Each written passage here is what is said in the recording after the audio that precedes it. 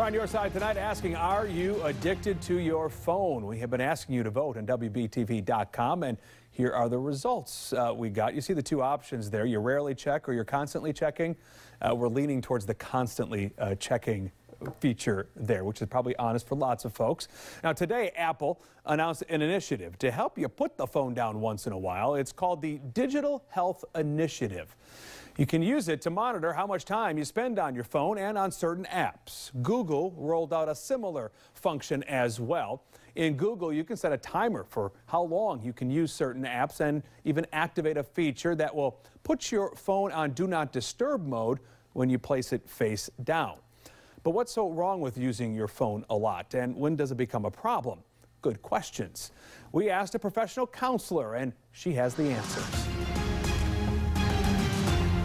Average a teenager will check their phone probably 70 times an hour. On the average, an adult will check their phone 110 times a day. Leigh Richardson is a licensed professional counselor at the Brain Performance Center in Dallas, Texas. She says there are a few questions to ask yourself to check whether you're addicted to your phone. Where is your phone when you fall asleep? And what happens when you can't find your charger? Those are two good, signs right there that when you become so dependent upon that phone, and that's what's really happening. Last month, PC Magazine surveyed readers, and 64% of them said they sometimes or often feel they're using their smartphone too much. 66% said they sleep with it within reach of their beds. Here's the science behind this addiction. Research shows things like getting a text or someone liking your Facebook status can cause your brain to release dopamine. It's a feel-good neurotransmitter, but it also causes us to seek out those good feelings.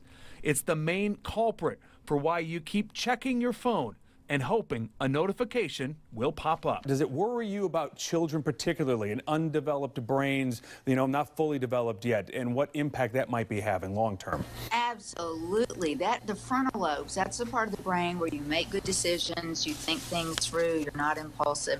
That's the very last part of the brain that gets developed, and that doesn't happen until mid to late 20s. So an 11-year-old brain is so vulnerable, as is a 15-year-old brain. Richardson says this constant use of our phones gives all of us a false sense of reality, making us think we're socializing when we really aren't. She also says people who struggle with addiction are more likely to become depressed. But from an emotional standpoint, I think when you become more dependent on a phone than you do sitting down with your family and having dinner, that's dangerous stuff. So what do we do? Creating awareness. How much are you on the phone? Look at the data that's being used.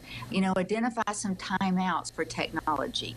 One day out of the week, we're all going to put our phone down. And set an example. Sometimes the parents can be on the phone as much or more than the kids. That's the hard part, is we have to become role models. Might be more than sometimes. If you go around town, you see everybody's on their telephones all the time. If you have a good question, send it to us. We'll try to find you an answer. Just email goodquestion@WBTV.com. We're back with more right after this.